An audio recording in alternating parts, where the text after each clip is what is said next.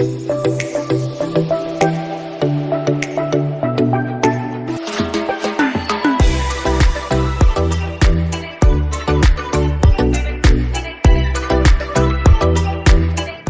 दोस्तों, साइज ही और आज की इस वीडियो में हम रिव्यू करने वाले हैं OnePlus Nord CE OxygenOS 11 port रोम का हमारे पोको F1 डिवाइस पे।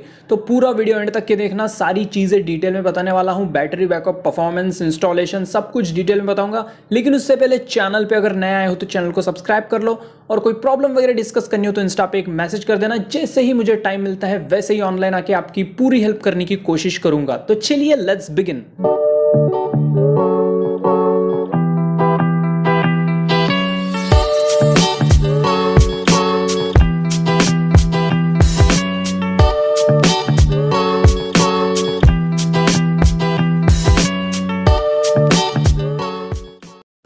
तो सबसे पहले बात करते हैं रोम की, चलते हैं सेटिंग्स में, बात करते हैं अबाउट सेक्शन की। तो रोम जो है एंड्रॉयड 11 पे रन कर रहा है।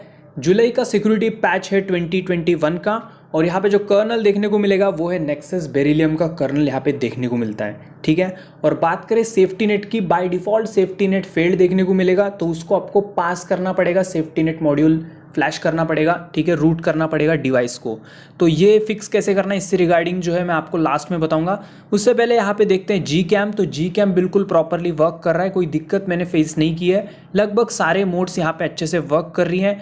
4K 60 FPS तक के हम वीडियो रिकॉर्डिंग वगैरह कर सकते हैं विदाउट एनी इशू, ठीक है। देन सी लिनक्स स्टेटस परमिसिव रहने वाला है, तो इस बात को ध्यान में रखना है हमें, ठीक है। देन यहाँ पर और एक बहुत अच्छी बात ये रहेगी कि यहाँ पर अनलिमिटेड गूगल फोटो स्टोरेज जो है ओरिजिनल क्वालिटी यहाँ पे देखने को मिल जाती है, तो ये बहुत अच्छी बात है। देन बात करें यहाँ पर गूगल फीड प्रॉपरली वर्क कर रहा है जैसे कि आप देख पा रहे हो। देन उसके बाद बात करें यहाँ पर ऐप ओपनिंग की वगैरह, तो वो काफ़ी ज़्यादा स्मूथ देखने को मिलता है, कोई लैग वैग का झंझट नहीं है। जैसे कि आप देख पा रहे हो बहुत ही इंस्टेंट ओपन हो रहे हैं ऐप्स, और यहाँ पे कोई लैग वगैरह नहीं है, बहुत स्मूथली यहाँ पे रोम रन कर रही है, ठीक है। तो यहाँ पे क्लियर वगैरह कर सकते हैं। देन बात करें यहाँ पर कॉलिंग की, तो यहाँ पर अगेन फिर से एक प्लस पॉइंट, यहाँ पर जो है कॉल रिकॉर्डिंग का ऑप्शन मिल जाता है, और वो प्रॉपरली वर्क कर रहा है विदाउट एनी इशू।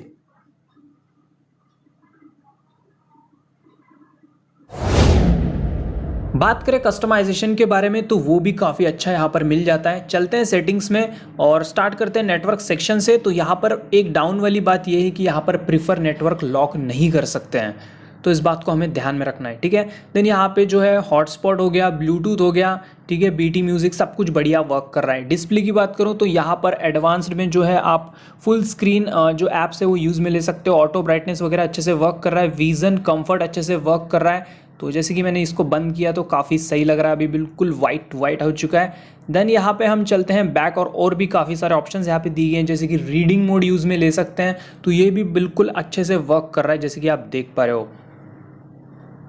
देन उसके बाद बात करें यहाँ पर डार्क मोड की, जब डार्क मोड आप इनेबल करोगे तो मतलब लुक ही बदल जाएगा पूरे फ़ोन का। आप देख पा रहे हो बिल्कुल कूल हो चुका है, सब कुछ बढ़िया लग रहा है, तो डार्क मोड बहुत सही लग रहा है। एम्बिएंट डिस्प्ले की बात करूँ तो ये प्रॉपरली वर्क नहीं कर रहा है, इसके बारे में आगे बताऊंगा मैं।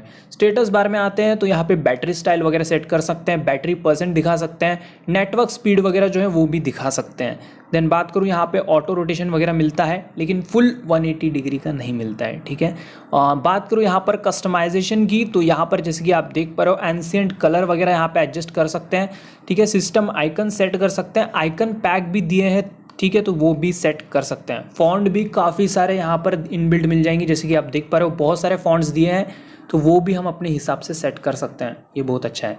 देन बात करूँ यहाँ पर साउंड एंड वाइब्रेशन की, तो यहाँ पर साउंड जो है अच्छा है, क्वालिटी वगैरह ठीक है, ठीक है, तो ये सभी चीज़ें जो है यूज़ में ले सकते हैं, ठीक है। देन बात करूँ यहाँ पर कुछ और ऑप्शंस के बारे में, चलते हैं बटन्स एंड जेस्चर्स में।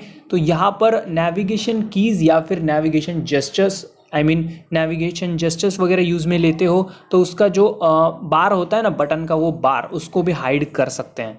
देन क्विक जेस्चर्स की बात करूं तो यहाँ पे 3 फिंगर स्क्रीनशॉट वगैरह ले सकते हैं, जैसे कि आप देख पा रहे हो, और इसको एक्सटेंड भी कर सकते हैं, मतलब लॉन्ग स्क्रीनशॉट भी सपोर्टेड है बिल्कुल। देन नेक्स्ट और काफ़ी इंटरेस्टिंग ऑप्शन बोलूँ तो यहाँ पे टैप टू वेक वर्क नहीं कर रहा है, ठीक है, उसके बारे में भी आगे बताऊंगा मैं आपको। रेस टू आंसर स्विच ये वाला काफ़ी सही वर्क कर रहा है, जैसे ही फ़ोन आता है आप अपने कान के पास फ़ोन लगाओगे तो ये ऑटोमेटिकली फ़ोन उठा लेगा, ये भी काफ़ी इंटरेस्टिंग है। देन बात करें ऐप्स एंड नोटिफिकेशन की तो यहाँ पे जो डिफ़ॉल्ट लॉन्चर देखने को मिलेगा वो है वन प्लस लॉन्चर, ठीक है, ओके वन प्लस ही मिलेगा। देन उसके बाद सिक्योरिटी एंड लॉक स्क्रीन की बात करूँ तो यहाँ पे फिंगरप्रिंट, फेस अनलॉक सभी चीज़ें प्रॉपरली वर्क कर रही है। IR फेस अनलॉक नहीं है, आई रिपीट ये नॉर्मल फेस अनलॉक है, याद में रखना, ठीक है। तो लेकिन इंस्टेंट अनलॉक करता है, बहुत फास्ट है। देन बात करें यहाँ पर यूटिलिटीज़ की तो यहाँ पर जो है पैरेलल ऐप्स का सपोर्ट है जो कि बिल्कुल प्रॉपरली वर्क कर रहा है, ठीक है। देन ऐप लॉकर दिया गया है जहाँ पर हम ऐप्स को ऐड कर सकते हैं, लॉक कर सकते हैं, देन हाइड वगैरह भी कर सकते हैं, ठीक है, तो वो सभी चीज़ें मिल जाएंगी, ठीक है। देन उसके बाद बात करूँ यहाँ पे वन प्लस लेबोरेटरी में कुछ नहीं है, यहाँ पे जो है एम्बिएंट डिस्प्ले से रिलेटेड है, कुछ नहीं है यहाँ पे। बैक चलते हैं सिस्टम वाले ऑप्शन पे, तो यहाँ पर भी आपको कुछ उतना खास देखने को नहीं मिलेगा, लेकिन डेवलपर ऑप्शन इनेबल करते हो तो जो नॉच होता है उसको आप हाइड कर सकते हो। बट यहाँ पर मैंने देखा है कि प्रॉपरली हाइड नहीं हो रहा है नॉच, थोड़ा सा बच जाता है, जैसे कि आप देख पा रहे हो ये थोड़ा सा कटआउट जो है वो बच रहा है, तो इस चीज़ को भी आपको ध्यान में रखना है, ठीक है।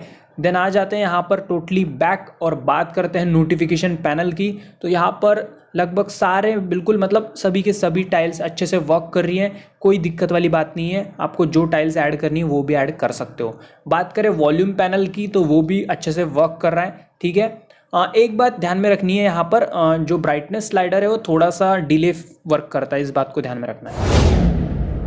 बात करें बैटरी बैकअप और चार्जिंग की तो सबसे पहले मैं यहाँ पर आपको यूजेस बता देता हूँ। तो एक्चुअली यहाँ पर मैंने ज़्यादा बिल्कुल यूज़ नहीं किया है, तो पहले ही बता दे रहा हूँ, मतलब कंडीशन क्या है, सिर्फ स्क्रीन ऑन टाइम है 50% ब्राइटनेस पे और इंटरनेट ऑन था मेरे डिवाइस का, यूट्यूब खुला था बट मैंने प्ले वगैरह नहीं किया कुछ, सो इस बात को ध्यान में रखना है। तो 1 घंटे तक के मेरा स्क्रीन ऑन था, 50% ब्राइटनेस था, ठीक है, और यूट्यूब चल रहा था बट प्ले नहीं किया मैंने कुछ, ओके। तो यहाँ पर कुछ 11% ड्रेन हुई बैटरी 1 घंटे में, तो लगभग आपको कुछ 9 घंटे का स्क्रीन ऑन टाइम मिल जाता है, ठीक है, तो इस बात को ध्यान में रखना है। चार्जिंग स्पीड काफ़ी अच्छी है, 1700 मिली एम्पियर की स्पीड से फ़ोन चार्ज हो जा रहा है। बात करें परफॉर्मेंस की तो यहाँ पर सबसे पहले मैं आपको एंतुतु बेंचमार्क स्कोर चेक करवा देता हूँ।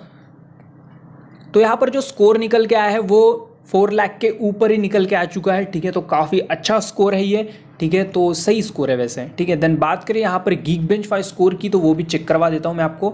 यहाँ पर जो Geekbench 5 स्कोर है वो single core 497, multi core 1965 score यहाँ पे देखने को मिल गया है, ठीक है। देन अगर बात करें CPU थ्रॉटलिंग की तो वो भी मैं आपको चेक करवा देता हूँ। तो CPU थ्रॉटलिंग जो है 93% जो है ऑफ द मैक्स परफॉर्मेंस जा रहा है, तो ये भी काफ़ी अच्छी बात है, ठीक है। और बात करूँ यहाँ पर गेमिंग परफॉर्मेंस के बारे में, तो गेमिंग परफॉर्मेंस काफ़ी सही रहने वाली है, मतलब यहाँ पर कुछ ज़्यादा हीटिंग वीटिंग का इशू भी नहीं होगा, मतलब काफ़ी अच्छा चलेगा गेम, स्मूथ चलेगा, आप बिल्कुल ट्राई करके देख सकते हो।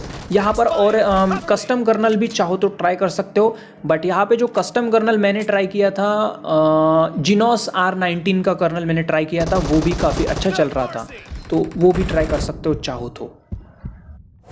बात करें बग्स या फिर कुछ इश्यूज़ के बारे में, तो सबसे पहला इशू मेरे को फेस करने को मिला वो है हे गूगल ओके गूगल यहाँ पे वर्क नहीं करता है, मतलब वो सपोर्ट नहीं करता है, जैसे कि आप देख पा रहे हो, ठीक है। देन उसके बाद सेकंड इशू के बारे में बात करूँ तो यहाँ पे जो एम्बिएंट डिस्प्ले होता है ना वो वर्क नहीं करता है, मेरे केस में तो प्रॉपरली वर्क बिल्कुल नहीं कर रहा है, ठीक है। मैंने काफ़ी ट्राई किया, कर्नल भी यहाँ पे मैंने चेंज करके देखा तो वहाँ पे भी वो वर्क नहीं कर रहा है, तो इस बात को भी ध्यान में रखना है, ठीक है। और बात करें कुछ और एक मेजर इशू मेरे को लगा है इसमें, जब स्क्रीन ऑफ होती है ना तब अगर हम उसको फिंगरप्रिंट से अनलॉक करते हैं ना तो 1-2 बार हो जाता है अनलॉक, बट कुछ ज़्यादा कंडीशन में ऐसा हो रहा है कि मोस्ट ऑफ द अगर बार बार अनलॉक करने जाते हैं तो कभी कभी अनलॉक हो तो जाता है बट स्क्रीन ऑन नहीं हो पा रही है। तो जैसे कि आप देख पा रहे हो यहाँ पे अनलॉक हो चुका है बट स्क्रीन ऑन नहीं हो रही है, तो यहाँ पर बटन दबाने से ऑन हो जा रहा है, बट फिंगरप्रिंट सेंसर में कभी कभी ये इशू मैंने फेस किया है। और कभी कभी ऐसा भी हो रहा है कि जैसे कि डबल टैप टू स्लीप तो वर्क कर रहा है but double tap to wake work नहीं कर रहा है, कभी कभी नहीं वर्क नहीं कर रहा है, इस बात को ध्यान में रखना है आपको, ठीक है। और एक इशू मैंने फेस किया, जैसे कि आप मैं बटन दबा रहा हूँ तो कभी कभी ना जो ब्राइटनेस होती है वो एकदम लो पे जाती है, तो ये कुछ कुछ इश्यूज़ हैं जो कि हमेशा नहीं फेस करने को मिले मेरे को, कभी कभी हो रहा है ऐसा। तो जैसे कि आप ध्यान से देख पा रहे हो यहाँ पे जो है ब्राइटनेस जो एकदम कम हो चुकी है, जैसे कि ध्यान से देखना आप, स्क्रीन ऑन है बट ब्राइटनेस कम हो चुकी है।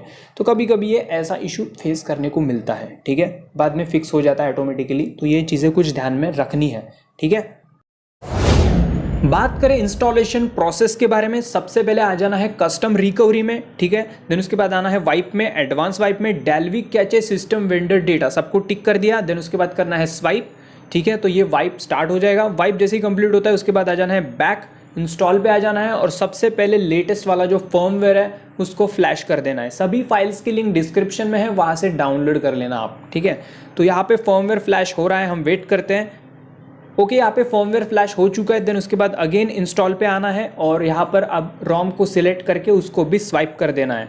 तो यहाँ पे रोम की फ्लैशिंग स्टार्ट हो चुकी है, थोड़ा वेट करते हैं। वीडियो को मैं थोड़ा फॉरवर्ड कर देता हूँ। ओके, यहाँ पे रोम की फ्लैशिंग कंप्लीट हो चुकी है। देन उसके बाद नेक्स्ट स्टेप हमें जाना है बैक, वाइप पे आना है, फॉर्मेट डेटा पे आना है। यहाँ पे लिखना है YES। यहाँ पर अगर आप इनक्रिप्टेड यूज़र हो तो यहाँ पे फॉर्मेट डेटा करना बहुत ज़रूरी है। YES लिखो, देन राइट बटन पे टिक करो तो फॉर्मेट डेटा हो जाता है। देन रीबूट सिस्टम कर सकते हैं। अगर आप डिक्रिप्टेड यूज़र हो तो डायरेक्टली यहाँ पे विदाउट फॉर्मेट डेटा किए आप यहाँ पे DFE फ्लैश करके रीबूट कर सकते हो, ठीक है। तो यहाँ पे मैंने DFE फ्लैश कर दिया है, मैं डिक्रिप्टेड यूज़र हूँ। सिंपली रीबूट सिस्टम पे क्लिक कर दिया, फ़ोन जो है थोड़ी देर में चालू हो जाएगा, ठीक है। याद रखिए इनक्रिप्टेड यूज़र हो तो फॉर्मेट डेटा ज़रूर करिएगा, वरना आपका फ़ोन बूट नहीं करेगा, ठीक है ना। अब इनक्रिप्ट डिक्रिप्ट क्या होता है, इससे रिगार्डिंग वीडियो देखना चाहते हो तो देख सकते हो, आई बटन पे वीडियो दिया हूँ, जाके देख सकते हो। उसके बाद जैसे ही आपका डिवाइस ऑन हो जाएगा उसके बाद अपने डिवाइस को एक बार फिर से रिकवरी में ले जाकर अपने फ़ोन को रूट कर लेना है। मैंने रूट कर लिया है ऑलरेडी, 24.3 वर्जन से मैंने अपने डिवाइस को रूट कर लिया है। देन उसके बाद यहाँ पे करना क्या है, ज़ाइजिस बीटा इनेबल करना है, इनफोर्स डिनाई लिस्ट को इनेबल करना है। देन डिनाई लिस्ट को ओपन करके यहाँ पर GMS सर्च करना है, ठीक है। उसके बाद यहाँ पे ये सभी टॉगल्स इनेबल कर देनी है, ठीक है, गूगल प्ले सर्विसेज की, ठीक है। जैसे टॉगल इनेबल हो जाती है उसके बाद एक बार रीबूट सिस्टम कर लेना है, ठीक है। उसके बाद फ़ोन रीबूट होगा और ज़ाइजिस जो है आपका इनेबल हो जाएगा। देन नेक्स्ट स्टेप क्या करोगे, यहाँ पे मॉड्यूल सेक्शन पे आना है और ये यूनिवर्सल सेफ्टी नेट फिक्स का मॉड्यूल है, इसको फ्लैश कर देना है, ठीक है। 2.2.1 मॉड्यूल है, फ्लैश करो, रीबूट करो, फ़ोन जो है बिल्कुल safety net fix, banking apps आराम से यूज़ में ले पाओगे।